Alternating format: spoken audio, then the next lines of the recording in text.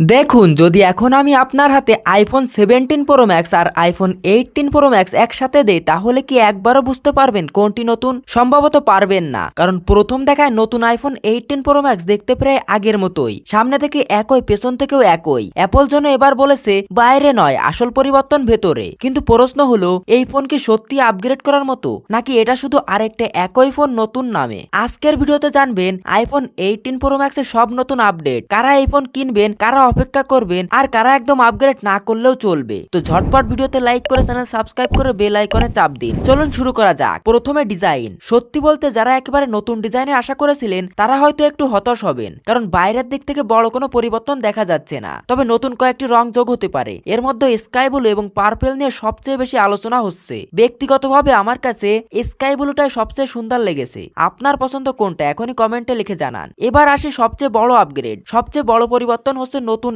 A20 chip.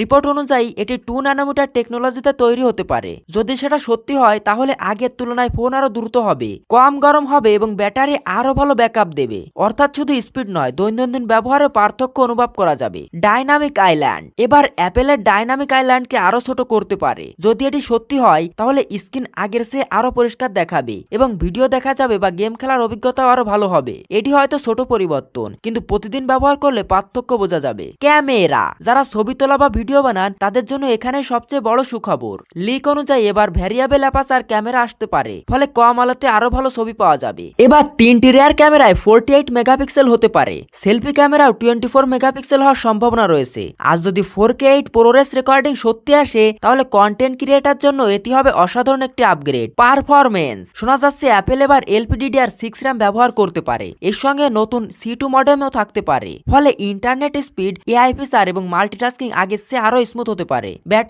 ব্যাটারিতেও কিছু উন্নতি দেখা যেতে পারে। কিছু রিপোর্ট বলেছে 5100 থেকে 5200 মিলি অ্যাম্পিয়ার পর্যন্ত ব্যাটারি থাকতে পারে। চার্জিং স্পিডও 50 ওয়াট পর্যন্ত যেতে পারে, অর্থাৎ চার্জও দ্রুত হবে, ব্যাকআপও বাড়বে। সফটওয়্যার। নতুন iOS এর সঙ্গে অ্যাপেল ইন্টেলিজেন্ট আরো শক্তিশালী হতে পারে। এছাড়া গুগল জেমিনি ইন্টেলিগেশনের সম্ভাবনা রয়েছে। যদি তা হয় তাহলে সিরি আগের চেয়ে অনেক বেশি স্মার্ট হবে। আশা করি এবার সিরিকে একই প্রশ্ন বারবার করতে হবে না। প্রাইস। দামের ক্ষেত্রে খুব একটা সুখবর নেই। আমার ধারণা অ্যাপেল এবার প্রায় $100 পর্যন্ত দাম বাড়াতে পারে। বিশেষ করে প্রো ম্যাক্স এর বড় স্টোরেজ ভ্যারিয়েন্ট দাম আরো বেশি হতে পারে। অ্যাপল আর দাম বাড়াবে না এমন আশা করা মানে পরীক্ষার আগের রাতে পড়ে 100তে 100 পাওয়ার মতো আশা করা। এবার সবচেয়ে গুরুত্বপূর্ণ প্রশ্ন, কারা আইফোন কিনবেন? যদি আপনার কাছে আইফোন 14 বা আইফোন 15 থাকে তাহলে আইফোন 18 প্রো ম্যাক্স এর জন্য অপেক্ষা করা যথেষ্ট ভালো সিদ্ধান্ত হতে পারে। কিন্তু যদি আইফোন 16 বা 17 প্রো ম্যাক্স ব্যবহার করেন তাহলে শুধু এই আপগ্রেডের জন্য নতুন ফোন কেনা খুবই বেশি প্রয়োজন নেই, কারণ ডিজাইনে বড় পরিবর্তন নেই। তবে যদি একজন কন্টেন্ট ক্রিয়েটর, ফটোগ্রাফার বা ভিডিওগ্রাফার হন তাহলে নতুন ক্যামেরা এবং শক্তিশালী চিপ আপনার কাছে সত্যি অনেক সুবিধা দিতে পারে।